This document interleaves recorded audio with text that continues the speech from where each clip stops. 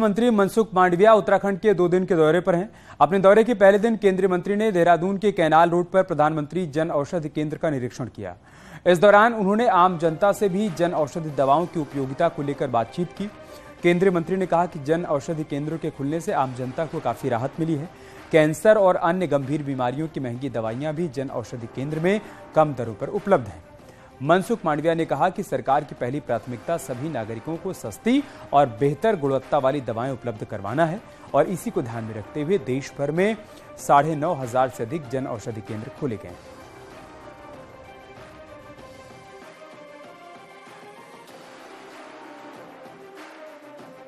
प्रधानमंत्री जी ने देश में सभी लोगों को सस्ती दवाएं मिलनी चाहिए और बिना दवाएं नहीं मिलने से किसी के घर पे परिवार में मृत्यु की नौबत नहीं आनी चाहिए। इस विचार को चरितार्थ करने के लिए जन औषधि केंद्र ओपन किए। वर्तमान समय में जन औषधि केंद्र सारे देश में 9,500 से अधिक जन औषधि केंद्र खुले हुए हैं। हर टाउन में जन औषधि केंद्र है, हर डिस्ट्रिक्ट में जन औषधि केंद्र है और लोग उसका लाभ ले रहे हैं। सर, उत्तराखंड में आज की डेट में टोटल 223 जन औषधि केंद्र हैं, जिनमें से जो है 152 जो बाहर प्रीमाइसेस में है, मतलब प्राइवेट प्रीमाइसेस में है, और जो 71 जो मेडिकल स्टोर्स हैं जन औषधि केंद्र हैं, प्रधानमंत्री भारतीय जन औषधि केंद्र, वो जो हैं गवर्नमेंट प्रीमाइसेस मीन्स कि जो हॉस्पिटल्स हैं हमारे सब डिस्ट्रिक्ट हॉस्पिटल उनके अंदर है, या मेडिकल कॉलेज उनके अंदर। हरिद्वार में आज दूसरा संन्यास दीक्षा महोत्सव हो रहा है, जिसमें 100 से अधिक युवा संन्यास दीक्षा ले रहे हैं। वहीं स्वामी बाबा रामदेव सभी सन्यासियों को दीक्षा दे रहे हैं। संन्यास लेने वालों में 40 से ज्यादा युवतियां भी शामिल हैं। दीक्षांत कार्यक्रम में आरएसएस प्रमुख मोहन भागवत भी शामिल हुए। वहीं स्वामी रामदेव ने कहा कि संन्यास सनातन संस्कृति से जुड़ा हुआ है और संन्यास जातिवाद से मुक्त है। स्वामी रामदेव ने यह भी कहा कि एक संत ही समाज का सबसे ज्यादा हित कर सकता है।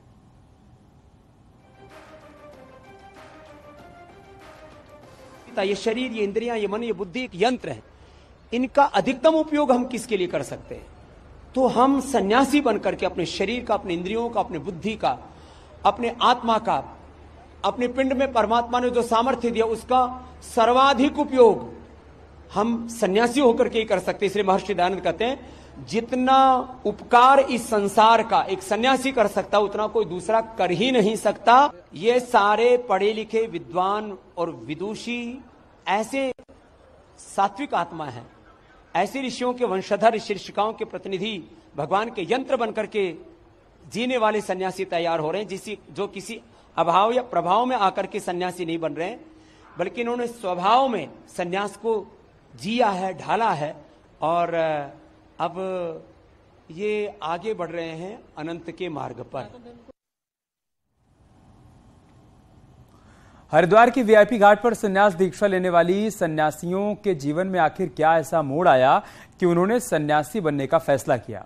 कैसे पीएम मोदी, यूपी के सीएम योगी और योग गुरु स्वामी रामदेव का उनके जीवन में महत्व रहा? संन्यास लेने वाली युवतियां देश भर से आई हैं, जिसमें से कुछ तो कई कंपनियों में काम कर चुकी हैं और अब समाज सेवा के लिए संन्यास की ओर जा रही हैं। न्यूज़ 18 संवाददाता ने ऐसी ही कुछ साध्वियों से बातचीत की है, वो भी देखिए। दूसरे संन्यास दीक्षांत समारोह में 150 के करीब युवा सन्यासी आज संन्यास की दीक्षा यहाँ पर ले रहे हैं।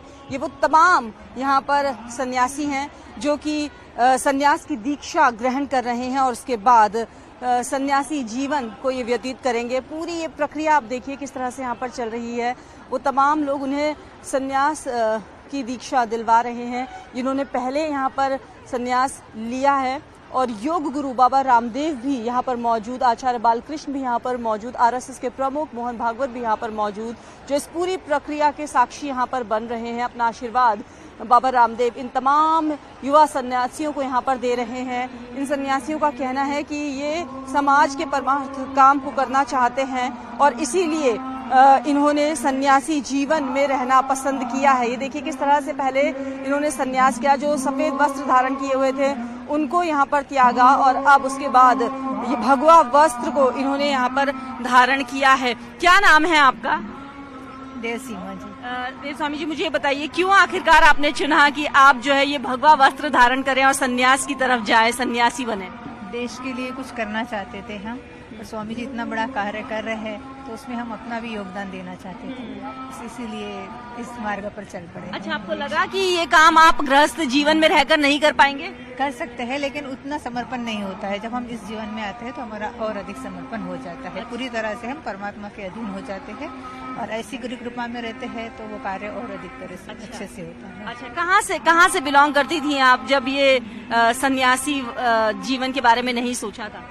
महाराष्ट्र से हूँ मैं, बुलढाना डिस्ट्रिक्ट से। अच्छा, परिवार वालों को बताया तो उनका रिएक्शन कैसा था? परिवार वाले तो तैयार नहीं थे इस बात के लिए, लेकिन फिर भी हमारा परमेश्वर के प्रति जो अधीनता थी उसको हमने ग्रहण कर लिया है। अच्छा, तो ये आप सुनिए, महाराष्ट्र से रही हैं ये, और आप सन्यासी जीवन व्यतीत करने के बाद आगे का जो जीवन है वो पूरे देश भ्रमण में लगाएंगी। इस कार्य को, अपने कार्य को करने के लिए क्या कुछ किया जा सकता है वो यहाँ पर सोचेंगी। आप मुझे बताइए, आप कहाँ से हैं? जी, हम झारखंड से हैं। झारखंड से हैं, क्या नाम है आपका? ललिता। ललिता जी, मुझे ये बताइए आपकी क्यों सोचा सन्यासी बनने का? बस यही, देश समाज में देखते हैं कि स्त्रियों के लिए इतना जो असुरक्षा का माहौल फैल रहा है, और